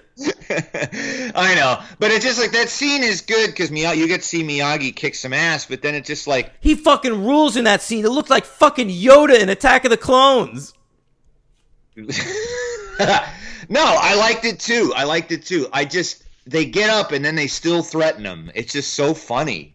It just doesn't add up. It's just bizarre. I don't know. FYI, Kreese sucks at karate. Every time we see this guy get into a fight, he gets his ass kicked instantly.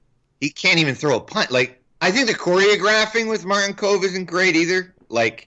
Right? Like when he throws a punch, you can see it coming. I could see his punches coming like a mile away. It's like, I don't know if that's done on like. I think the fight choreography in both this one and Next Karate Kid kind of takes a hit from what we saw in the first two. And I'm not saying like the first two have like incredible like John Wick style fight scenes in them. No, but they're more believable. I think they're more careful too. So in the first two movies, so the moves seem more planned out and realistic. I mean, because what I told you, I mentioned in the last episode, to believe that Daniel could ever take on someone like Chosen was very hard for me to believe. But the choreography still kind of works, that it could work. But in this one, it is just and there are no variables. Yeah, exactly right. And he's learning a new technique because in the second technique, it's the drum tech. In the second movie, it's the drum technique. In this movie, it's kata, which is essentially like a meditative form of like, almost looks like yoga. Martial arts guys out there are going to be like, I don't know what I'm talking about, but clearly, no, but like, it's like, yeah. It's like a setup. I always had to do these to get a belt, like a new belt. Like it's a whole like choreographed routine that you have to go through. And it's not like offensive. You're not like throwing hard punches or anything, but wouldn't the other guy know that's just what you're doing? Because the whole thing in 3 is at the end match when he starts doing these moves, it's like confusing. Oh, you could never use it in a match. It's ridiculous. I mean, yeah, it's right. He just starts to do it, and the guy's like, "Huh?" And then he punches him. He's completely befuddled. It's like, yeah. I don't know. I wanted to like this, and I didn't have a bad time watching it. My rating was actually on the fence. Listen, this is not a good movie. No, it's not. But it's a very good movie. It does not deserve hate that it's had for 30 years. I don't really understand that. I mean, Jesus. It's like the disparity between 3 and 2 is there, but it's not like holy. I'm giving them the same grade. You're going with 3. Yeah. You know what, man? I had originally written 3. Then I wrote 2, and then I erased it and said, "Fuck it, I'm gonna leave this up to the discussion and see where I land." It was too hard. Like,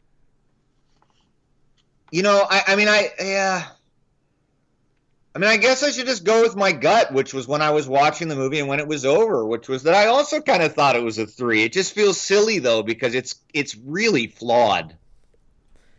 Yeah, no, it's stupid. Like, and if you really think about it, like Cobra Kai, right? They're trying to do like an updated take on this franchise, and it's really easy to do that with the first 2 movies.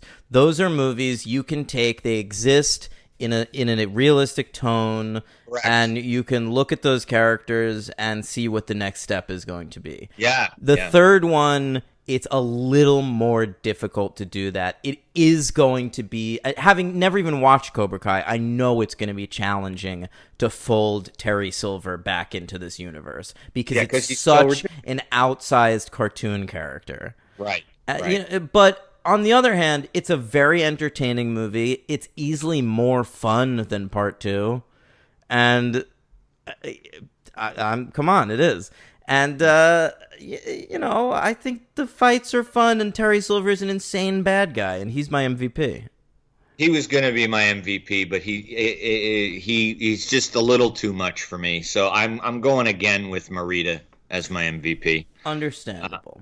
And I will go with 3 then. I'm going to go with 3 stars. Great. I mean, it sounds silly, I think. I think outside of the vacuum of this show, were I to just watch this movie, I'd probably give it a 2. But, the discussion helps, and as a part of a franchise, I want to make that clear, too. It is not a horrendous fucking movie. It's not some at all. No, it's good. And the acting is still solid by everybody in it. The premise is not terrible at all. I mean, it just misses. But I still think it's, I'm going with 3. Why not? I'll give it a 3. You win. Yeah. I will say they try to have a song that's like, if I can talk about the music, they try to have a song that's going to be like a hit, like in the first movie and the second movie, and it really doesn't work. And I wanted to love it. They even show the band in the movie. They at the disco that they go dance to. It's terrible. And it's I like the vibe, but it just has no hook, and it was a bummer because I was ready for another insane soundtrack. You can't compete with Glory of Love and You're the Best. You can't outdo that. Why didn't they play You're the Best? You know what really pissed me off about the idea of the tournament of Daniel only competing in the final round? They could have had him in another montage and just reused You're the Best, and it would have been awesome. Yeah. Did you read how Abelson and Macchio, I guess, I don't know if it's recent, but certainly in the last 5 years or so, something like that, both said this is a horrible movie? Yeah, and they're wrong. They shouldn't feel bad about this movie. Yeah. All right, let's talk about the next Karate Kid, shall we? Next. And when I say that, that's the title. That's the actual title. By the way, who was your LVP in 3? Her, Robin Lively. Oh, really? Yeah, I didn't think she was very good. Yeah, she's the weakest female interest, that's for sure. What about did we didn't even mention that the mom? Did we say this, that the mom was off tending to Daniel's uncle who now has emphysema? Who's coughing cartoonishly with his eyes bulging out, a very big Italian man. And it's she says, I get he has emphysema. I guess I'm going to be here for a few months. And I'm like, what happens at the end of the few months? He dies?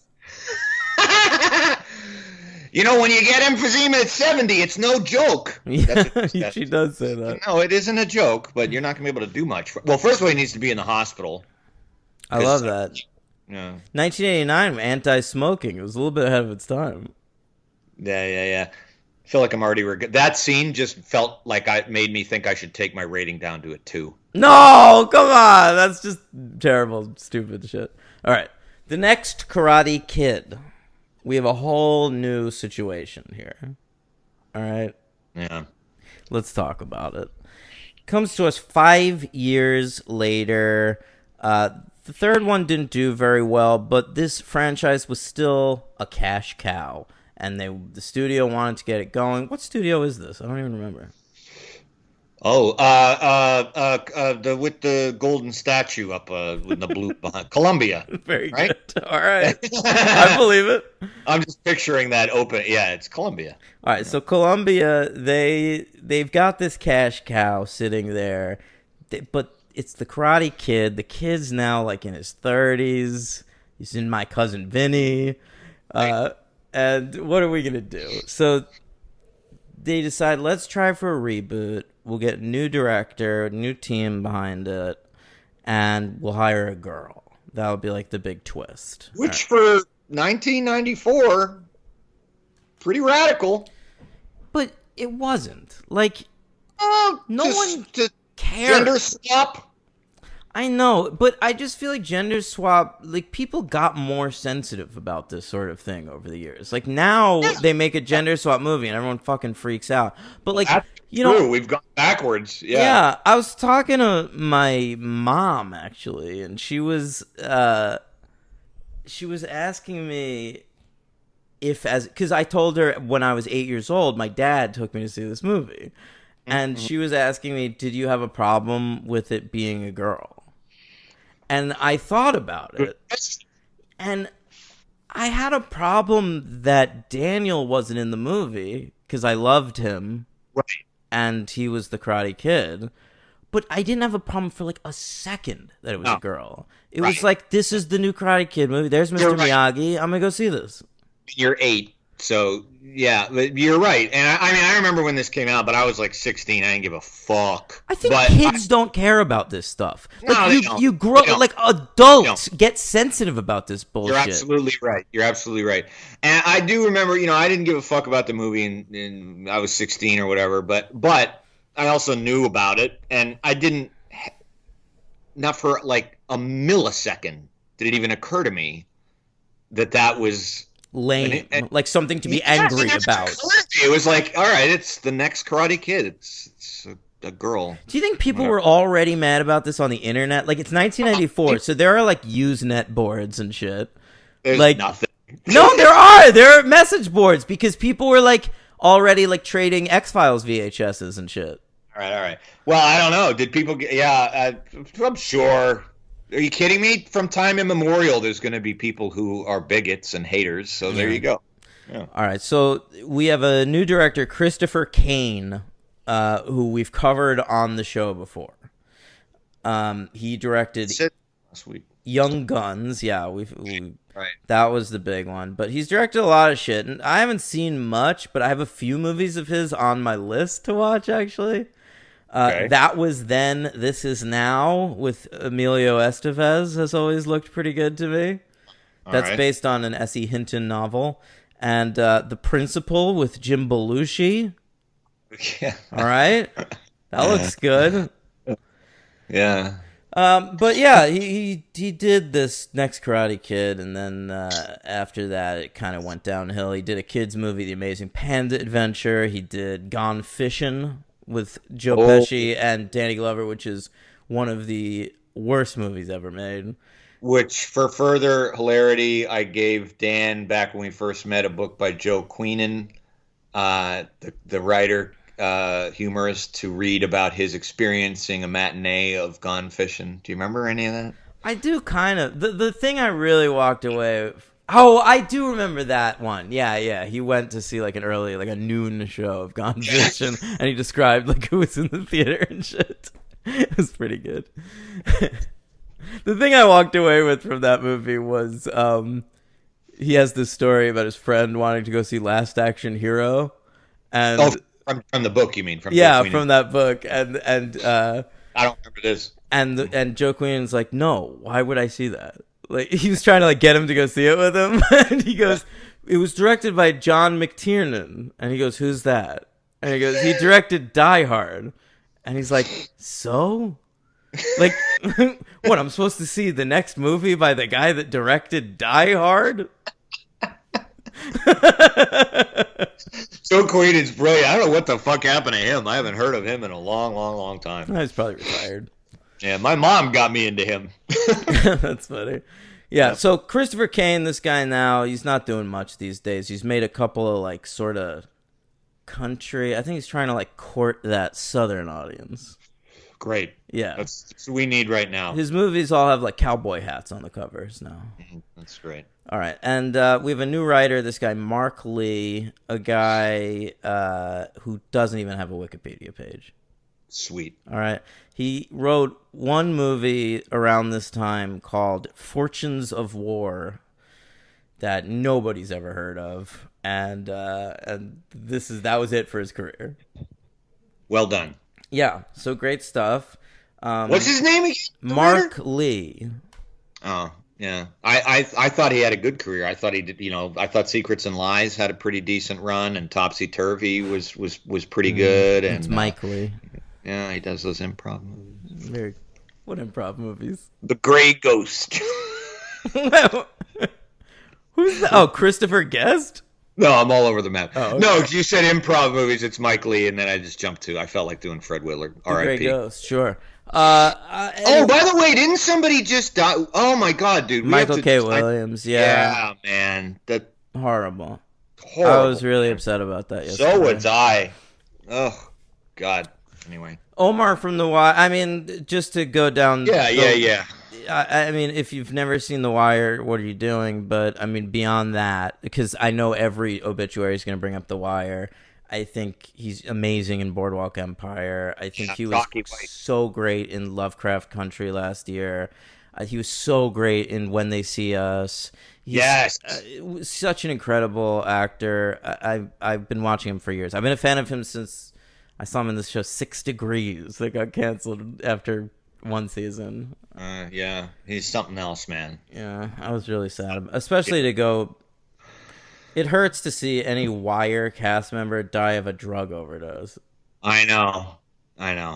And he has a really incredible life story. It's so interesting, and he made it, and it just sucks. Got to start in ballet, right? Did he? I think so. Yeah, he was a ballet dancer. It's too bad because it's one of those things where, like, I was looking forward to seeing him for the next 30 years. Absolutely, yeah. He's one of those guys, like Lovecraft Country, they originally announced there was going to be a second season, right? And I was excited for it because I loved Lovecraft Country. And then they decided the first season was good. They wanted to keep it at that. And on the one hand, I was upset, but on the other hand, one of my first thoughts was, "Ooh, what's Michael K. Williams going to do next?" Sure. And every movie he was in, whether it had been a little cameo or whatever, he's always kills it. So, yeah. What's he been in? You'd have to look it up. I can't come up with movies off the top of my head. No, I can't either, but I did yesterday. As soon as I heard, I looked up at the stuff. Oh, sure. He's in 12 Years a Slave. And yes. Yeah. You liked Motherless Brooklyn, which he was in. Yeah, he's good in that. Yeah. Yeah, what a career. What a great actor. Hey, we covered him in The Purge Anarchy. I do remember that. And he was in the RoboCop remake. That's right. Yeah. How about yeah, that? I mean, he was one of those guys that we talk about often, like a Harry Dean Stanton or somebody who just makes everything a little bit better, no matter what he's in. Yeah. More than a little bit, yeah. I mean, just, what a loss. That's a really big loss. All right. Anyway, back to this dumb movie. September 9th, 1994 was the release date. Why not June? Why not June? Confidence. They're putting this shit out back to school time. No one's gonna see that. All right. Yeah. Budget. One of those. Go ahead. Budget of $12 million. Box office 15.8. Oof. All right, so that's less than half of part 3. That's what we're down to. Yeah. This movie was the number 113 highest grossing movie of 1994. Oh. It made slightly less than the Gina Davis vehicle Angie, and slightly more than Matty Rich's The Inkwell. All right. Okay. Now, they got Hilary Swank to be the star of this thing. Hilary Swank, at the time, had she been on Beverly Hills 90210 yet? I don't believe so. I think she was in Buffy the movie. Oh yeah, she does pop up in Buffy the movie. I could be wrong on that. I didn't.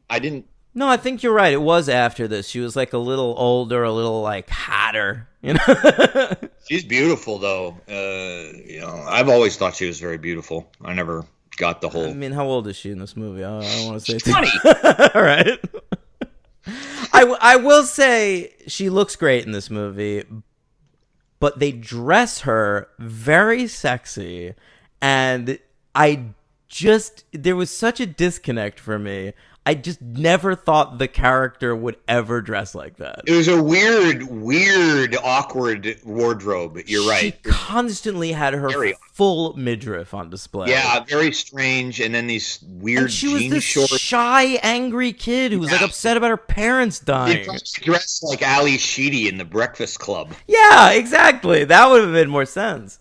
All right, so Hilary Swank plays Julie. Second straight franchise we're covering with a Julie lead character. How about that? Oh, I know what you did last summer. That's right. I got you. I got you. Think Hillary Julie, Swank can sing? what? Do you think Swank can sing? At least as well as Jennifer Love Hewitt can. She can. Yeah. All right. She's Julie Pierce in this film. And we pick up with Mr. Miyagi in Boston at a military funeral. Because, of course, he is a World War II vet. I immediately thought of that when that opening scene came up with the credits rolling over, like this I guess, well, it wasn't Arlington because they were in Boston, but like the cemetery and the ceremony. I was like, this guy just watched A Few Good Men. Because it's funny. exactly how that opens and all that shit with the marching and all that. I was like, that was very in the zeitgeist. I'm sure he got it from that. Yeah, it really was. And, I feel like military schools were in the zeitgeist around this time, too. There was also Renaissance Man the same year. Soul Ties. Yeah. Let's Play 3. What's that one? Oh, Child's Play 3, of course, yes. I didn't know what we were in at first. Again, we did this in another movie where you and I both, I don't remember what it was, of course, but we couldn't tell. Are we in high school? Yeah. Are we in a college? What are we in? All right, so I went through a lot with this. At first, I thought regular high school, right? But some of the men are wearing like Nazi-ish uniforms, and they all look about 35, and they're all like built like brick houses. So I was like, "What the fuck is going on with this?" Right, very odd. But it's clearly it's like a small school. There's classes.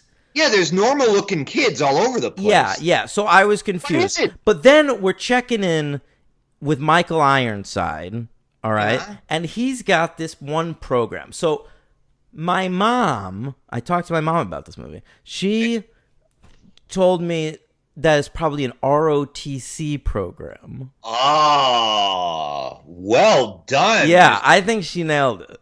She did. Okay. Okay, so it is a normal high school, but there's this one ROTC program led by Michael Ironside. The program is called the Alpha Elite, which I loved, by the way, as a name.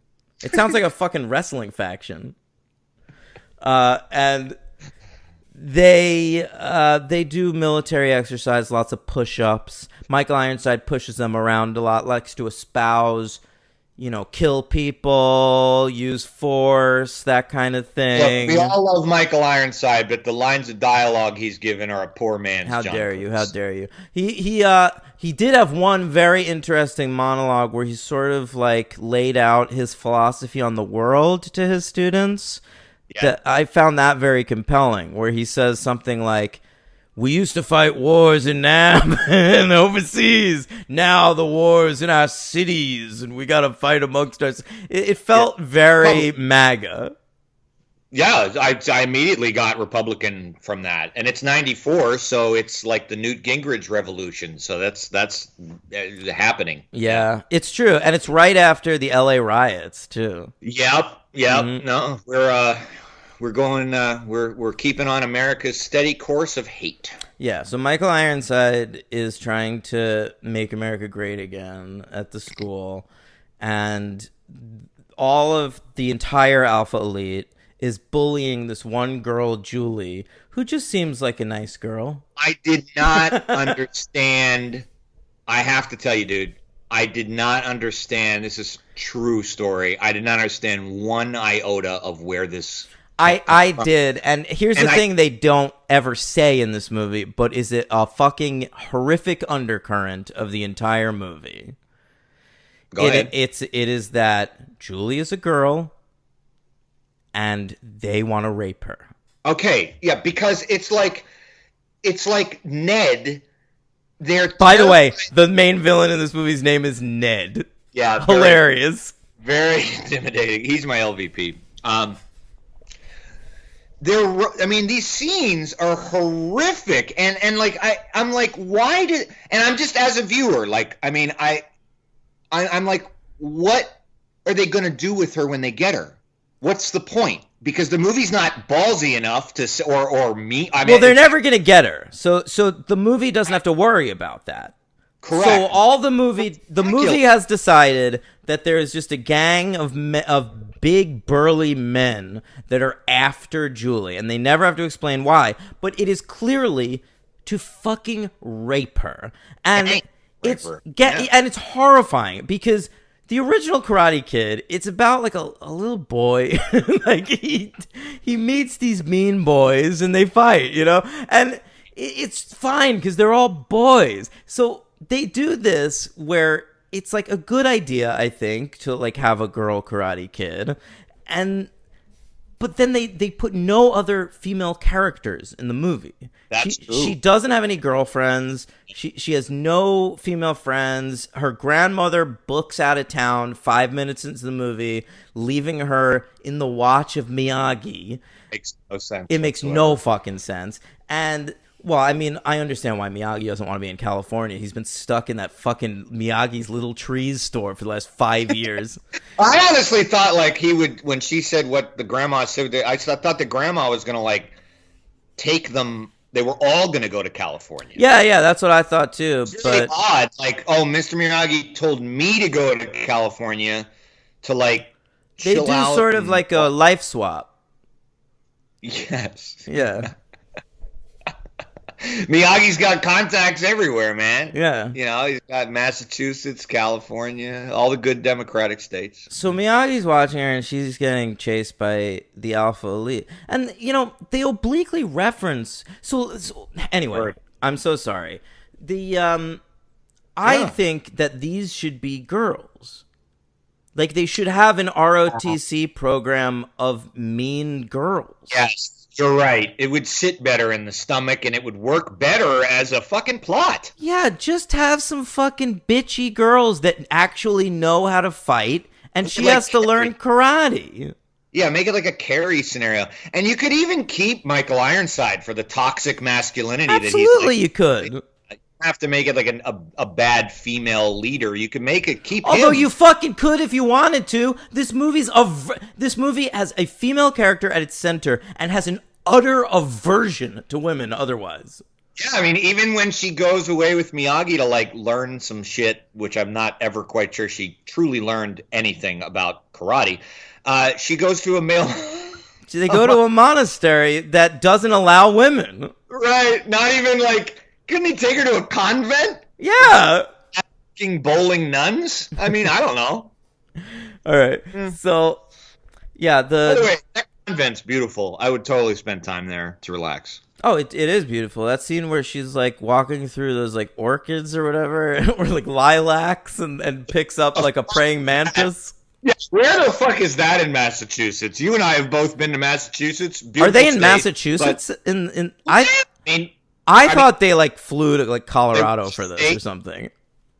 Oh, I don't. No, because the monks then drive to visit them in their little VW bus. So yeah, I thought they like drove from Middle America.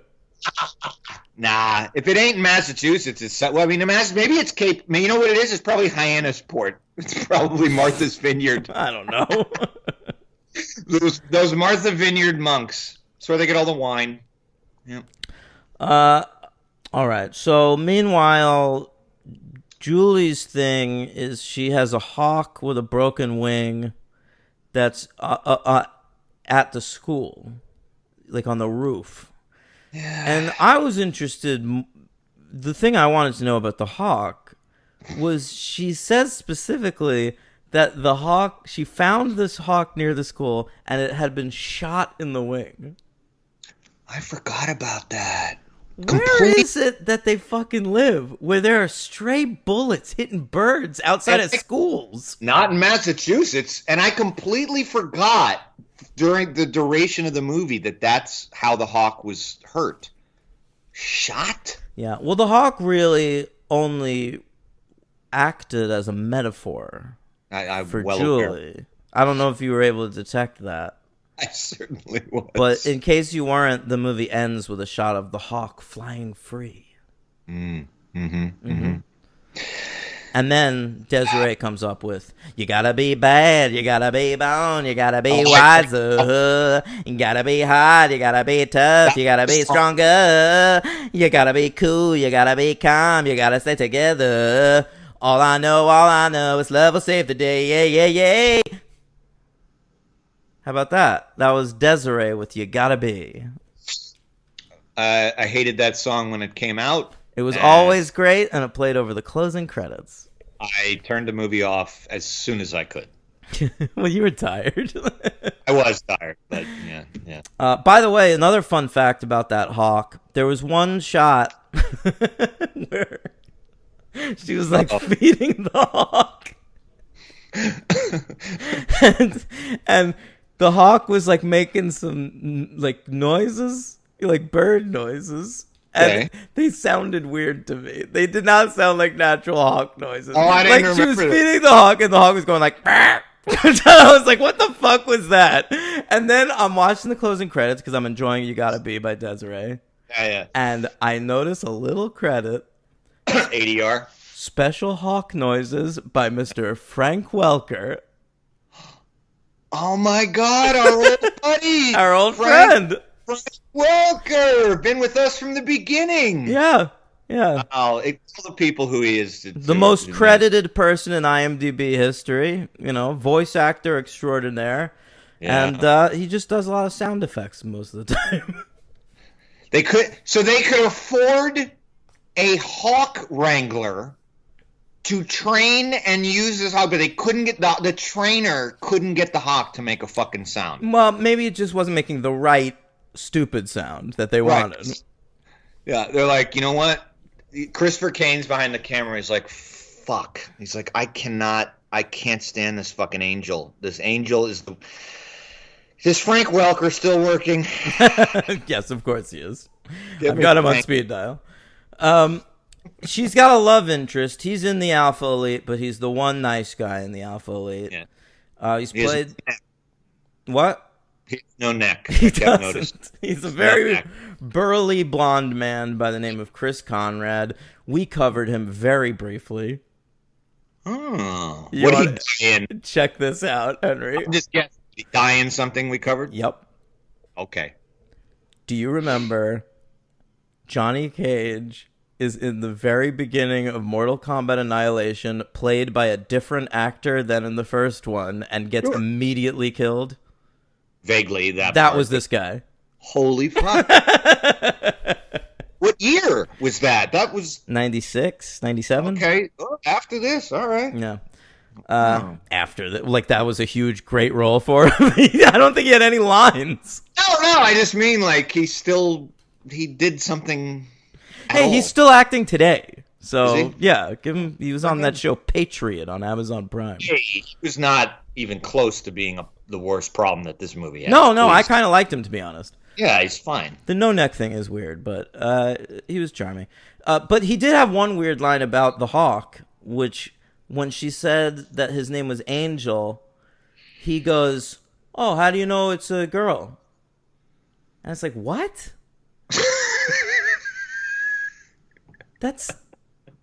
That name could go either way. Everyone knows that. You never met a dude named Angel before? Maybe he never met a lot of Hispanic people in Massachusetts. Yeah, that might be true, actually. This guy only knows white people. Get out of here. Yeah. All right, so this dude is in the Alpha Elite but likes Julie. The other guys don't take kindly to that, all right? Walton Goggins is one of the other guys, yeah. I love that Walton Goggins has the exact same hairline in 1994. What is that? He's fresh and baby-faced and handsome, but he has the same fucking weird hairline. Yes, man. He rocks it. Yeah, he only has a couple lines in the movie. He's mostly just a henchman, but it was fun to sort of see him in the background every so often. If he was Ned, how much better would this movie be? It'd be a little bit better. Yeah, a little bit is probably the answer. All right. So Miyagi is teaching Julie karate, kind of, after he sees Julie almost get hit by a car and jump up and do a tiger pose. I don't know, man. It's so... That was in the trailer. I remember that from the trailer. Wow. I think Miyagi walking in on her in her bra was in the trailer too. I don't remember fucking. I'm sure I saw trailers for this. I was at the movies all the time in those years, but I don't remember anything. They probably played "You Gotta Be" by Desiree, and you were like, "I'm out." It's 1993, probably when I'm seeing trailer. I'm like, "Where's AC/DC?" Yeah, exactly. There's no internet, so I'm dying for anything I can hear of bands I like. Oh my god. Yeah. All right. So, what were we talking about just now? You see, Tiger jumps onto a Oh, pizza. right. Yeah. Who overacts to the point of him, the actor in the car should have just told the director, look, I'm going to milk this fucking scene for everything I can to get my moment in the sun. God bless him. There are a couple of performances like that in this movie, and honestly, one of them is my MVP. Oh, well, my MVP we'll is get Swing. there. No, Right. my MVP is very special for Okay. this feature film. Okay, all right. Very small performance that really elevated the movie for me. Okay. All right. So Miyagi's like, don't bullshit me. That wasn't just you avoiding a car. That was a karate fucking move. Like, I know that move. That's the tiger pose. And Hilary Swank's like, yeah. You know, there's a lot of info dumps in this movie where Hilary Swank just has to, like, exposition for a while. God, the worst one. What's the worst one? At the very beginning. Yep. Yeah, when she I couldn't believe she my walks ears. in, Swank, like, Miyagi's talking to the grandma, and Yeah. Swank walks in all angry, and she's like, maybe I wouldn't be angry if my mom and dad didn't die in an accident with my brother a few years ago, and they left me with you. Story set. Yeah, okay, great. Roll camera. That made my ears cringe. Yeah, it was ridiculous. But there's another one here where she This says, was poorly done, though. no, Very this poorly is the best scene in the movie. I disagree. Oh, I don't agree. I didn't get anything out of this. I scene. was It moved. So sloppy. I was moved by this scene. Oh well, if you're getting to the part where Miyagi talks, Yeah, that's what I'm getting about to. different. I thought you were talking about like how she awkwardly explains No, how that she knows part's- any. It's That awful. part's a little awkward. Yeah, she says her dad taught her karate when she was a kid. But then Miyagi has this beautiful monologue where he goes like, by the way, Marita, even though this movie is like, Yeah. to me, easily the weakest of the first four, like, he is still just fucking great in it. I have a movie on my queue that I found on all this stuff I'm reading about, for the show, that it's on Letterboxd too, called More Than Miyagi. It's a documentary on Amazon, like 90 minutes, about Pat Morita's life. I'm totally watching it. And I am gonna watch Collision Course with Pat Morita and Jay Leno. I've always wanted to see that. I have always known that movie existed. I remember the cover going into. They're back to back. I wasn't like you when I was a kid. I was not a critic until I became a teenager, and like I didn't have any. And even then, at like fucking 9, I would see that cover and I'd be like, "What is that piece of shit?" Yeah, that's probably bad, right? Yeah, I had no discerning taste at that age, and even then I never forget. Every time I went to the fucking video store, I'd be like, "Oh my god, Yeah. how did this happen?" So Miyagi tells her, Yes, go ahead. your father find out I do karate. He love karate. So I teach father karate. Oh no, it's her grandfather, right? He was in World War II with her grandfather. So he says, He went to France. yeah, And I what- teach your grandfather karate. He teach father karate. Father teach you. So all of the karate that she learned as a kid comes from the Miyagi-Do teachings. True. That's true. All right? I love that. It's just poorly. He delivers everything well. It's just poorly shot. It's like in a great room near a piano. There's no gravitas to it. That could be like a very heavy, cool scene, but it's just so dumb the way it's executed. I actually But thought I this know movie what was you mean. poorly directed. And like we watched Young yeah. Guns. I thought that movie looked like a real movie. Like I thought this was like bad. Like the fight scenes, I feel like the feet don't even come near the heads. They don't. You can see the gaps. Yeah. It's hysterical. It's real bad. You I had mean, no way to even feel. WWE edits around that. Like, fuck it, they can't. You can plan every shot. You've got all night. Yeah. All right. Yeah. Anyway, so Miyagi wants to take her away to learn about karate at a monastery, where she can be away from the bullies at school and all the distractions of home, including makeup and the stockings that are hanging in the bathroom. She gets suspended. Yeah, she certainly does. By the way, anytime they try to like talk about her, I don't know. It really bothered me that this movie is directed by a man and written by a man. They don't even know how to write. Like, go ahead. I know what you're going to say, but yeah, they are so fucking awkward with even traipsing around. Yeah, anytime anything female comes up, Yeah. like when Miyagi brings up makeup or like the prom or something, or like, dude, the love interest or anything. It's like, Mark Lee, have you had a girlfriend or a daughter or a sister or a mother? Do you have any connection to any female ever in your life? No, it honestly sounds like what a dude like who's never really been in a relation. Like, he definitely doesn't have a sister. This guy Mark Lee, I assume, is an only child. Yes. He's maybe been married for years to the same woman or something. Like, never had a girlfriend before that. I don't know what's going on with this guy, but he does not know how to write women at all. No. He doesn't even know how to write two men talking about a woman. No.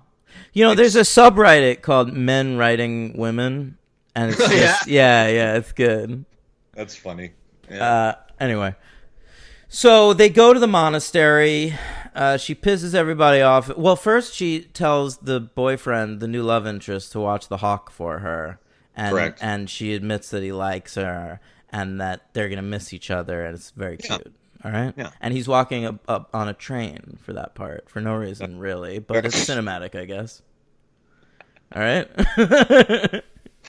Yeah, he is walking on a train. Yeah. And then... Walking on a train. That was the song they were trying to as get. opposed to running a train, which is what the Alpha Elite is trying to do on Julie. So at the monastery, she immediately pisses everybody off by trying to kill a spider with her Reebok sneaker. A cockroach. Excuse me, yeah. And there's no killing in the monastery, all right? That really bums them out. But then she wins them back by moving a praying mantis 100 yards. I don't really know why they like that, but... I thought they'd be like... Leave it in its habitat, yeah. What are you doing? All right, we get it. You're sorry. It's okay. Now go back in the poppy fields. But they do decide they love her. Like, they bond with Julie. The final, they catch her dancing at one point to Dreams by the Cranberries, one of the greatest songs ever written. Song, but I love that scene. You're fucking high. And then they go bowling. And the monks dance with her. Wait. Okay, so the bowling happens because Julie... they give her one wish, right? Yeah. She wants them to come visit him. And yeah, that's her only want in the world. She wants them to come to Boston and see her, and they have a present for her, which is that they're gonna shoot an arrow at Mr. Miyagi's heart, and he's hopefully gonna catch it. Okay. Next. They do visit her. If you want to talk about that bowling scene, we could do it right now. They do something called Zen bowling. Because Julie goes to the prom with Eric and yeah. And Miyagi has nothing to do, so the monks want to go bowling, and that's what they do. Then they get some racist white guys who harass them, and then they win by being terrible bowlers, and then... they practice something called Zen bowling, which is that they close their eyes and they feel the bowling alley, the lane, and then they roll the ball down and it hits the pins.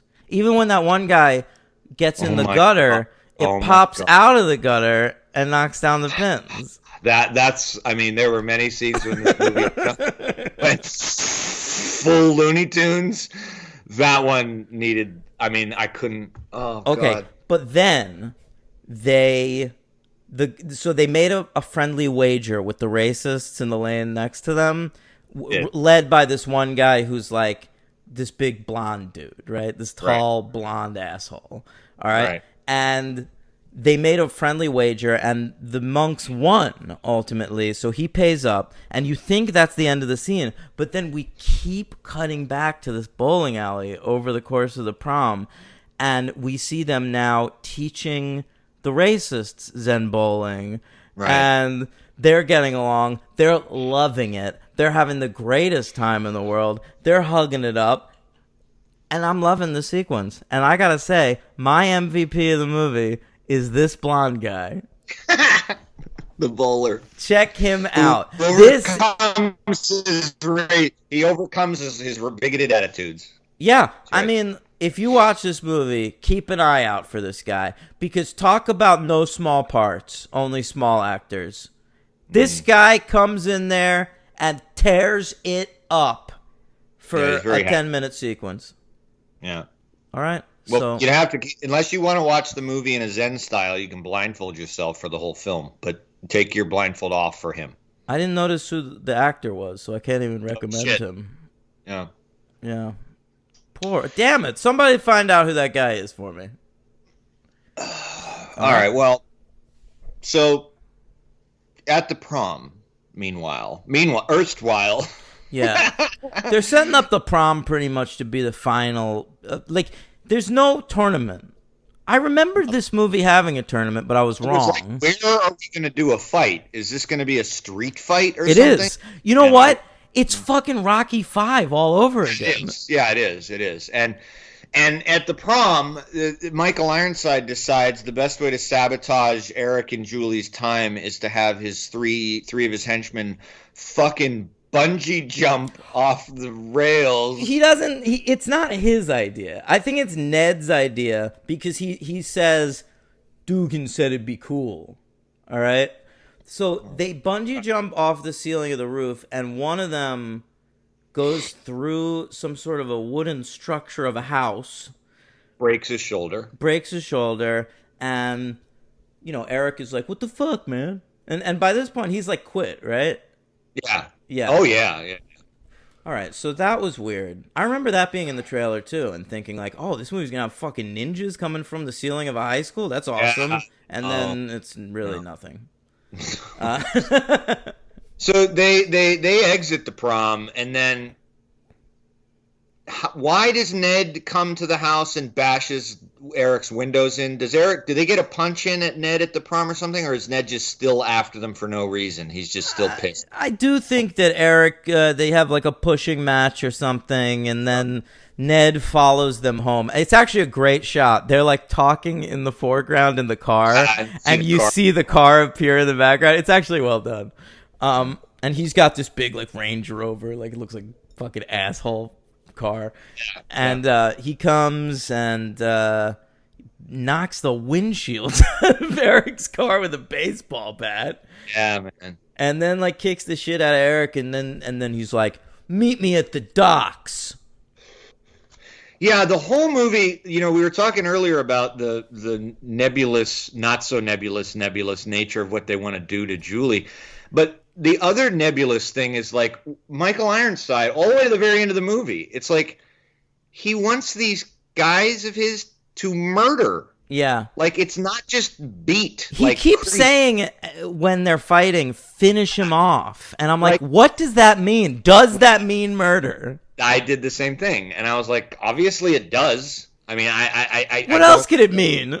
I can't mean anything else. You're in a dark area by water with 2 oil cans on fire. You blow his car up. They blew his car up. I couldn't believe it. All right. Fucking nuts, man. So he's been trying to get people to go to the docks with him all movie. Earlier on in the movie, when he says to Julie, like, yo, come to the docks with me. And she's like, I'm not going to have sex with you. And he says something to her like, I like it different sometimes. Yeah. Ugh. And fucking. And so finally they go to the docks with him. All right, and all the Alpha Elite are waiting there. Yeah, they're all there. And they are gonna fight. Miyagi shows up. Yeah. With Julie, because Eric's just got his ass handed to him because he's fighting 5 guys. Yeah, and Julie says, "Let me fight Ned." And Ned's like, "You hear this, Dugan? She wants to fight me." And and then so she does. Miyagi lets her, which is a real about face, if you ask me, from Miyagi not even wanting Daniel to enter the tournament in the last movie. Totally agree. That was weird. That was like, I don't know. That's a writer not understanding the character he's been tasked to write. Yeah, and I didn't even think that because like she's a girl. I just was like, this is not. Miyagi hates fighting. Right. This is not. These guys are fucking criminals. I mean, that's not a Miyagi type thing to do. And once they blow up a car, I really do think it's time to go to the police on this one. I agree. I also just kept thinking, like, she's not had any training. What are you talking about? She jumped off that one rock a few times. Oh, for trying to do a flying sidekick. No kidding. I know, you're right. And it was just like, oh, what a weird movie. What a weird movie. So she kicks them all, right? She beats them all except for... Does she punch Ironside too, or does Miyagi? Miyagi does that. Well, I know. Yeah, Ironside waits for. Yeah, Ironside gets a punch from Eric earlier in the movie on that football field. Remember, but like other than that, he only takes punishment from Miyagi. Julie wins the fight with Ned, and then it's like basically done with Julie for the movie. That's it. Ned's defeated, and Miyagi fights Ironside, and like. Other guys try to defend Ironside, and Miyagi fights them too. And then one guy is left, and he's like, "Oh, I'm out of here." One of those. Well, I thought that once does Miyagi fight all of them in that scene? I thought it was just him versus Ironside. It might be, whatever. He's about to do the death blow, and I was like, "Oh, is he gonna honk his nose?" He blew him over. It was slightly different. Over. Yeah. And the guys come to Jesus moment, and they're all realize that finally Ironside's an asshole, and they abandon him. And that's it. Yep, that's it. And how's the movie end? Does it have like a stinger or anything? Like, what's the last scene? As him go. The hawk is the end. Oh, right? No, right. He goes. She's like, "We kicked butt, right? We kicked butt," and he goes, "Fighting bad, but if fight, best win." That's right. All right, and then something else you never say. But and then they show the hawk, and the hawk's flying around. You're like, "Oh, it's like Julie." And and we never see Julie again. She hasn't been in Cobra Kai, so I assume she ended up with Eric. And she and Miyagi are, she's Miyagi's second best friend. She's.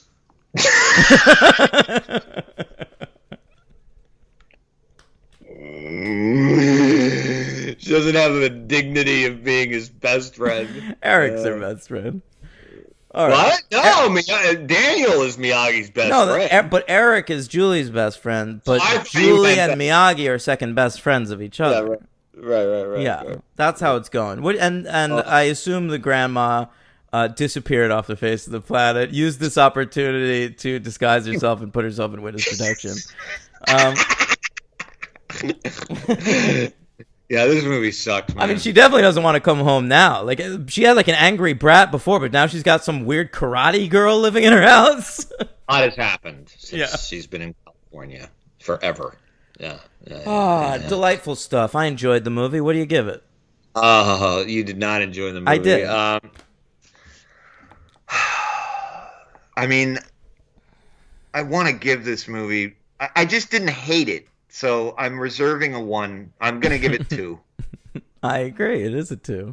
It's a 2. But I mean, it's really bad. I mean, I tend to not give 1 stars to things that I found. I mean, it's still watchable a bit. Although this was the first Karate Kid movie where I was wandering a lot. my mind. Yeah, I mean, it's an hour and 45 minutes, like, which is only like a tad shorter than the other ones. And Yeah. I did go through one of those things where I was enjoying the ride, and then I like pressed to see how long it was, and it was an hour. It was an hour in, and I was like, "Oh my god, I got 45 minutes left." Yeah. But I did. That's just me personally. I think I reserve my ones for things that I just think are irredeemable pieces of shit that I hate. And you can't say that about this. This is bad, but it's it's trying, but it's got a lot. It means sucks. well. I mean, I'll never watch it again. I'll never watch it again. You might. You might. That's how it always goes. You might. I won't. Yeah. Your MVP, Swank? Yeah. All right, mine's Bowling Alley Guy. And your LVP? Ned. Yeah, I'll agree with that. Has that guy got on to anything? Let's see. Bad. Michael Cavalieri is his actor. He made his feature debut in The Next Karate Kid. That's still in his bio, so that's not a great sign. I don't know. He's in Last Man Standing, the Walter Hill movie. Oh. He's in one episode of The Sopranos. I don't think it really panned out for him. Probably not. Yeah. All right, Ned, he's going to be my LVP as well, especially for having the name Ned. You can't come up with a better name for your villain than Ned. Like, my brain immediately goes to Flanders from The Simpsons. That's very funny. I always that makes sense. For me, I just always thought of it as a dumb name, so. Great. I agree. Sorry to all the Neds listening. Yeah, Ned Needlenose, Ned Needlander from Groundhog Day. Exactly, and that's another one. Ned the Head? Yeah, Ned is a dork name. And there's a Ned in one of the Friday the 13th movies, I'm pretty sure. I'm sure you're right. Yeah, in one of the first, 3 installments, Ned. Yeah.